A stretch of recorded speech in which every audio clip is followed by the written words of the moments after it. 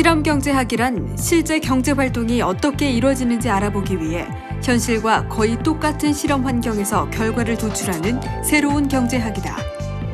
사람들이 의사결정을 하는 심리와 그 과정, 그리고 돈을 둘러싼 거래와 계약, 협상 등을 파악하며 실제 경제활동에서 리스크를 줄이는 것을 목적으로 한다.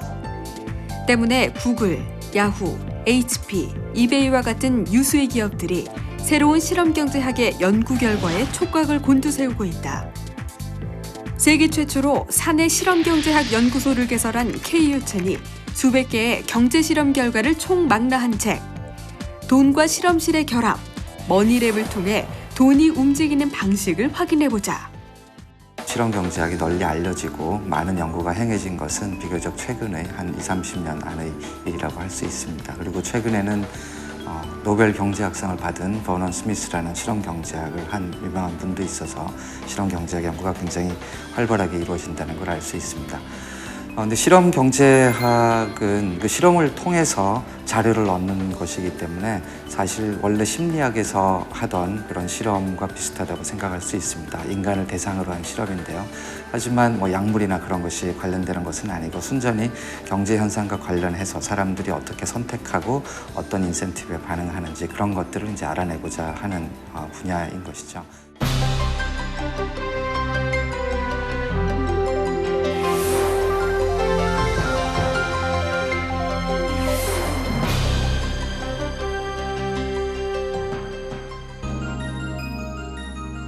안녕하세요. 10분 만에 보는 책입니다. 현실에서 경제는 어디로 튈지 모르는 인간의 복잡한 심리에 의해 지배됩니다. 그렇기 때문에 최근의 경제학은 이런 인간의 심리와 경제의 상호작용에 주목하는데요. 사람들이 의사결정을 하는 그 심리를 이해할 수 있다면 시행착오도 줄이고 경제적으로도 많은 이득을 얻을 수가 있겠죠. 저자가 말하는 사람과 돈을 움직이는 기술을 배우기 위해서는 먼저 확인해야 할 점이 있습니다. 바로 평범한 사람들의 욕망입니다.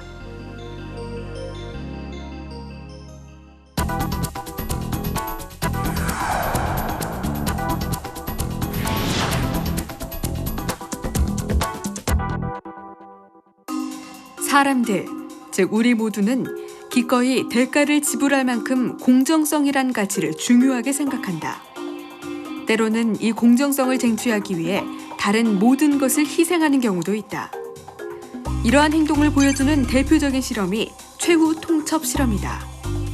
실험은 이렇다.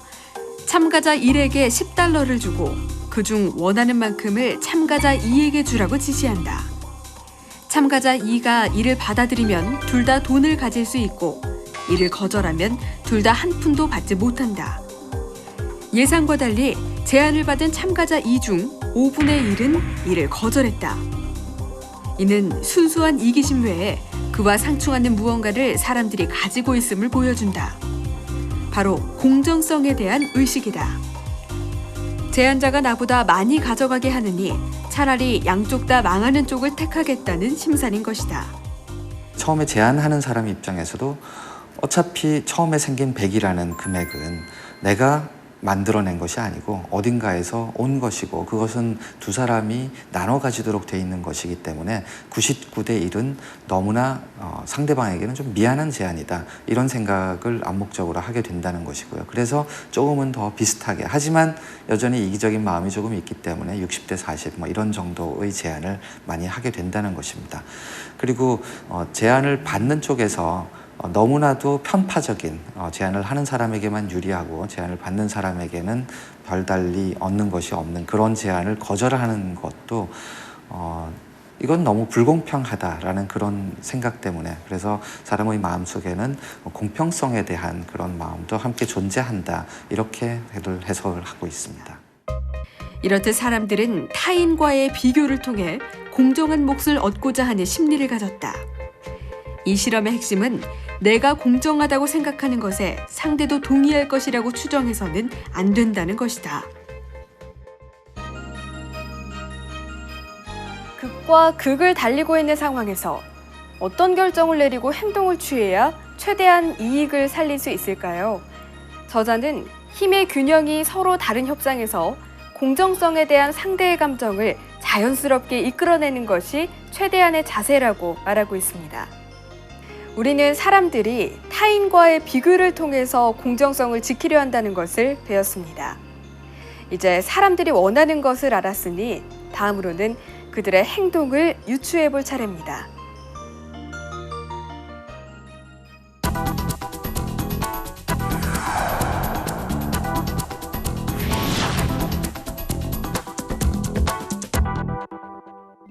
흔히 협상 테이블에서 첫 제안을 하지 말라는 조언이 있다. 하지만 저자는 일반적인 통념을 뒤엎고 적당한 선에서 첫 제안을 하는 것이 유리하다고 주장한다. 그 이유는 바로 앵커링 효과. 사람들은 가장 처음 얻은 정보에 집착하는 심리가 있다.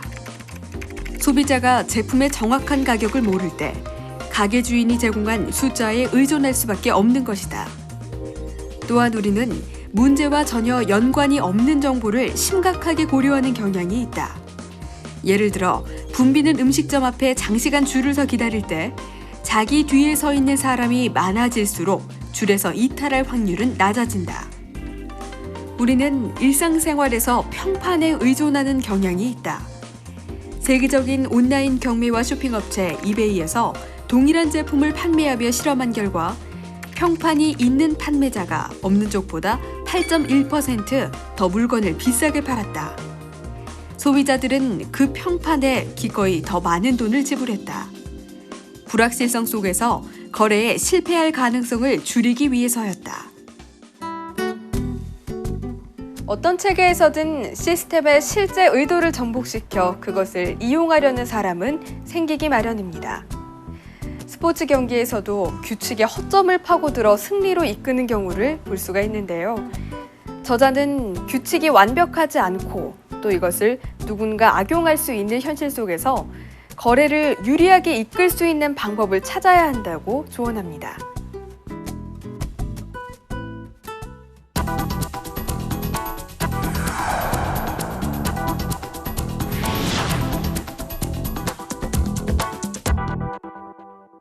(1999년 5월) 데이비드 필립스는 냉동식품 포장지에 있는 판촉 광고를 발견했다.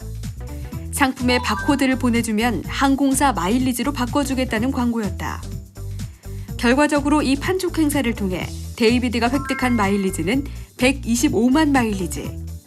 지구에서 달까지 거리의 5배에 이른다. 그렇다면 마일리지를 얻기 위해 투자한 비용은 얼마나 될까? 놀랍게도 단 80시간 3,140달러였다. 할인 매장에서 정규 가격의 바코드를 단 제품이 단 25센트의 파격적인 할인 가격에 팔리고 있었기 때문이었다. 데이비드는 시스템을 정확하게 이해하고 있던 반면 업체는 할인 매장에서 팔리는 상품을 제외하거나 마일리지로 교환해줄 바코드 수량에 상한선을 두는 것 같은 별도의 규정을 마련하지 않았다. 이렇듯 규칙은 단순하지만 비즈니스에 중요한 의미를 지닌다. 저자는 규칙이 미치는 영향을 잘 안다면 더 큰 이익을 얻을 수 있다고 말한다. 시장 상황에서 사람들이 서로 상호작용을 하게 되는 그런 실험들도 있고요. 예를 들면 경매에서 어떤 행동을 하는지라는 것을 분석한 실험들도 있고요. 그리고 기업들이 서로 투자나 혹은 파트너십이라든지 혹은 고용관계에 있어서 어떤 행동을 하는지에 대한 실험들도 상당수 있습니다. 그래서 이런 다양한 실험들이 기업이 내리는 의사결정에 어떤 중요한 정보를 준다고 판단이 되어서일 텐데, 그래서 기업들도 이 실험 결과들에 상당히 많은 관심을 가지고 있는 것으로 알고 있습니다. 애플의 경우 소비자의 심리를 이용한 판촉 전략으로 상품의 이미지를 높이며 마케팅을 극대화시켰고 평판의 위력을 내세워 소비자의 의사결정을 합리화했다.